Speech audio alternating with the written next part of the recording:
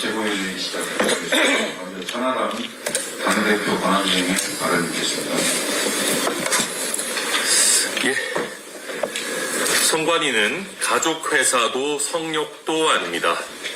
부정선거 음모론이 선관위의 황금방패가 되어서는 안 됩니다. 물론 선관위에 일부 채용비리가 있다 하더라도 부정선거가 일어나는 것은 불가능합니다. 개표 과정에 한 번이라도 참여해본 정치인은 누구나 다 알 것입니다. 개표 과정은 선관위 직원뿐만 아니라 개표 지원을 나온 선관위 소속이 아닌 여러 일반 공무원, 각 정당이 추천한 개표 참관인 등에 의해 진행되고 감시됩니다. 개표 참여자 중 소수에 불과한 선관위 직원이 개표 결과를 조작하는 것은 불가능합니다. 부정선거 음모론은 근거가 없고 부정선거를 주장하며 선관위를 공격하는 것은 부당합니다. 그러나 선관위가 부정선거 음모론에 의한 부당한 공격을 받고 있다고 해서 선관위의 채용 비리까지 감싸서는 안 됩니다. 선관위의 가족 채용 비리, 소위 아빠 찬스는 공직자를 꿈꾸는 수험생들 그리고 그 부모까지 비참하게 만들 뿐만 아니라 헌법기관인 선관위의 공정성과 신뢰성을 근본적으로 흔드는 심각한 문제입니다. 노태학 중앙선거관리위원장은 어제 서면 사과문을 발표하고 특혜 채용 당사자인 고위급 자녀 직원 10명에 대한 직무 배제 조치를 했습니다. 재발 방지 대책으로 인사규정 정비 및 감사기구 독립성 강화를 비롯해 외부 인사가 주도하는 한시적 특별위원회 구성 검토 등을 거론했습니다. 하지만 선관위는 2년 전 부정 채용이 드러났을 때도 이들을 직무 배제했다가 논란이 조금 잦아들자 슬그머니 업무에 복귀시킨 바 있습니다. 재발 방지 대책 역시 기존 방안을 재탕한 수준입니다. 특혜 채용 당사자는 직무 배제만 할 것이 아니라 적극적으로 임용 취소, 파면 등 즉각적인 엄정한 조치를 취해야 합니다. 자정 능력을 상실한 선관위에게 자체적으로만 감사와 개혁을 맡겨둘 수는 없습니다. 헌법재판소 역시 감사원의 직무감찰 대상에서 중앙선관위가 배제된다고 하면서도 이러한 배제가 곧바로 부패 행위에 대한 성역의 인정으로 호도되어서는 안 된다라고 명확하게 판시했습니다.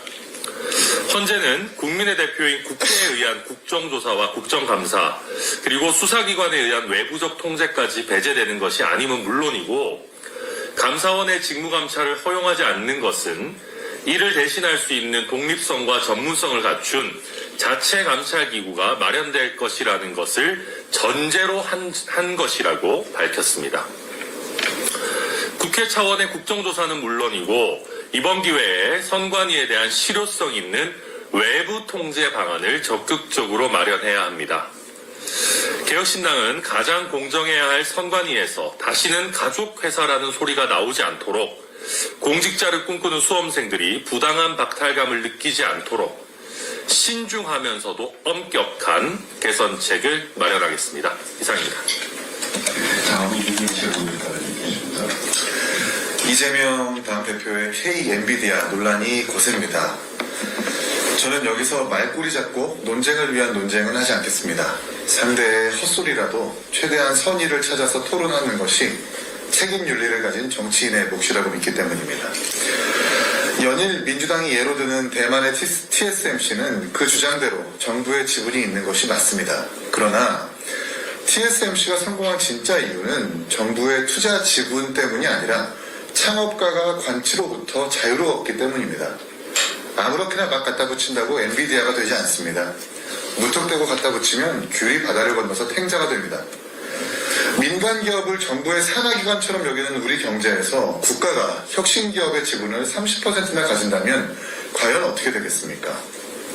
당장 하루가 멀다 하고 국정감사장 끌려가랴, 정치권 민원 들어주랴, 정권 바뀔 때마다 걸핏하면 인사불가리에 낙하산 떨어지는 일, 대관팀 만들어서 수시로 불려다니고 연말연시에 달력이나 돌려가며 나아가 특혜 채용 비리까지 터지는 일, 이것은 예언이 아닙니다. 우리가 살고 있는 현실이고 생생히 지나온 과거입니다. 그뿐이겠습니까? 스튜어드십 코드 운운하면서 공적 책임, ESG라는 이름하에 온갖 규제를 강요당합니다. 성별 체형 맞추랴, 청년 체형 맞추랴, 그거 못 맞추면 연기금 투자를 어쩌겠다는 이 겁박하던 것이 민주당 정부였습니다. 민간 기업들에게 쉬이 호통치던 국회의 모습들, 거기서 정부가 해당 기업들의 1% 지분이라도 가지고 있었습니까? 민주당은 이에 대해서 단 한 번이라도 성찰한 적이 없습니다. 선거 때가 돼서 중도 확장이 필요하니 그저 머리 극적이면서 연구 없다 하고 있을 뿐입니다. 저는 정치가 해야 할 일을 두 글자로 요약합니다. 바로 책임입니다. 첫째로 규제하려는 욕망, 통제하려는 욕망에서 벗어나야 합니다. 특히 민주당의 규제 습성은 DNA에 각인되어 있습니다. 기업은 물론 국민의 사회문화적 자유마저 옥죄는 것이 그들의 특기입니다. 두 번째로 적어도 회피하지 말아야 합니다. 최근 소카의 이재용 대표가 민주당을 향해서 타다를 금지시킨 일부터 반성하라고 했습니다. 저는 타다의 사업 모델이 혁신 그 자체라고 생각하지는 않습니다. 그러나 신기술의 등장과 기존 전통적 산업 사이에서 발생하는 갈등과 입법 미비는 정치가 조정하고 해결해야 할 일이지 성수동과 운수업계 사이에 표 계산기를 두드려가면서 한쪽을 아작내는 일이 아닙니다. 기만적이게도 민주당은 늘 그렇게 했습니다.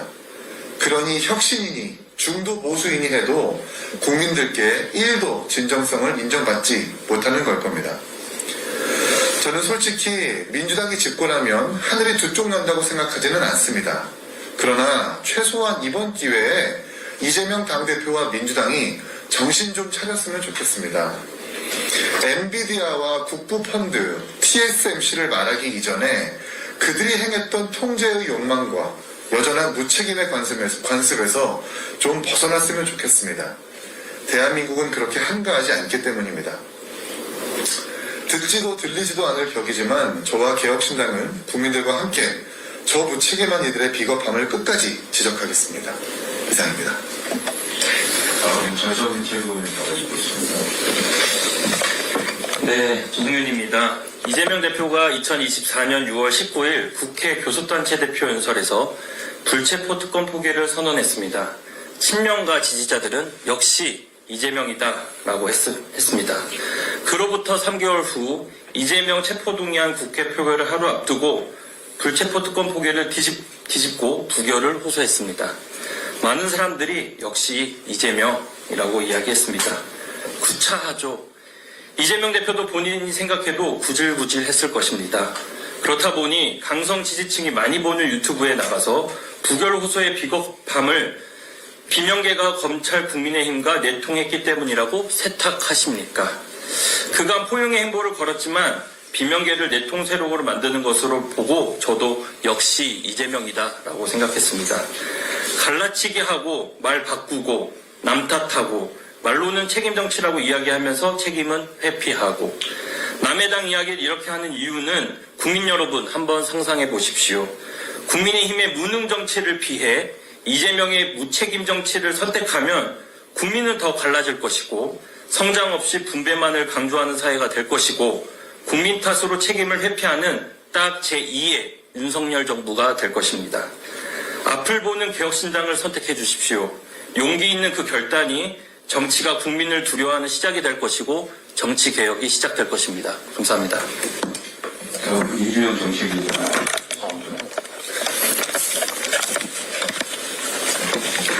이주영입니다. 대한민국 정부에서 한치 앞을 볼 줄 아는 곳은 도대체 어디입니까? 정치와 행정, 외교의 공백을 넘어 이제 최후의 보루여야 할 국방까지 답이 없습니다. 국방부는 3월 신입학과 진급을 앞둔 지난 2월 의무장교 선발 및 입영 등에 관한 훈령을 개정하여 의무장교 선발 대상자 중 초과 인원을 현역 미선발자로 따로 분류하겠다고 발표했습니다. 차직 전공의들은 최장 4년간 의무사관 후보생으로 관리됨을 의미합니다. 원칙은 수련을 중단하거나 전문의 자격을 취득할 경우 가장 빠른 시기에 입대하는 것이었으니 국방부 입장에서 상황이 바뀌어 어쩔 수 없다면 대한민국 청년의 입장에서도 다른 방식으로 복무할 수 있는 선택이 다시 주어졌어야 합니다. 수년 이상에 걸쳐 언제 입대가 결정될지 모르고 사병 복무도 금지되는 상황이라면 굳이 의무사관을 선택하지 않았을 것이기 때문입니다. 보통의 대한민국 청년에게 18개월까지 줄어든 국방의 의무를 굳이 38개월씩 져가며 의무사관 후보생 서약을 했던 것은 그들이 배우고 있는 공부와 술기를 공백 없이 이어갈 수 있다는 단 하나의 이유였습니다. 사병 복무의 선택지도 없는 상태에서 입대 이전의 인생에까지 언제라도 국가가 마음대로 개입하여 가장 큰 도약을 이룰 20대 수년간의 궤적이 흐트러지게 된다면 그들은 이제 아무도 그런 선택을 하지 않을 겁니다.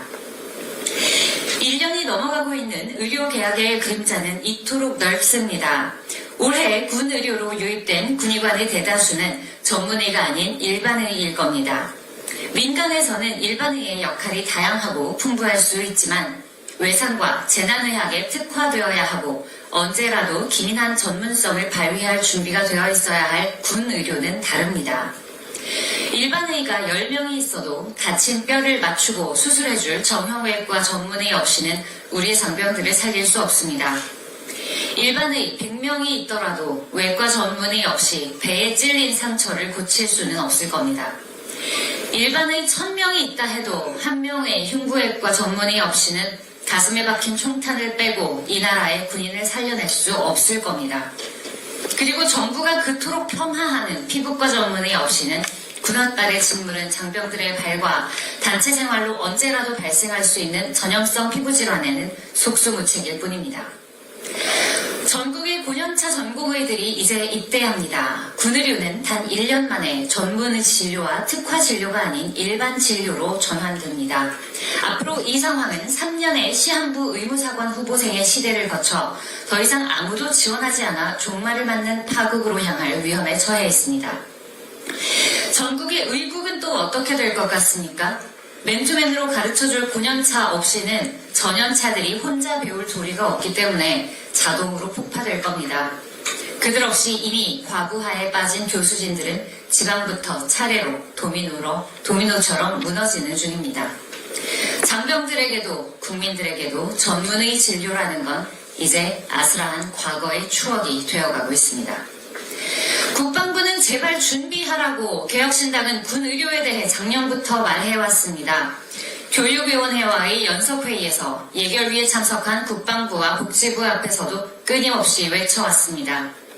대한민국 의료, 이제 예전의 영화는 사라졌고 정부가 국민의 건강을 볼모로 이것저것 마음대로 시험해도 되는 골든타임은 끝났습니다.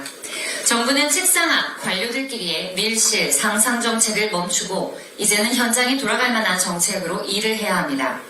재건과 멸망의 기로에 선 3월, 정부는 대한민국 장병과 국민들에게 양질의 전문의 진료를 돌려주시기 바랍니다. 이상입니다. 내일은 인공교로 전화가 왔습니다. 여러분, 여러분,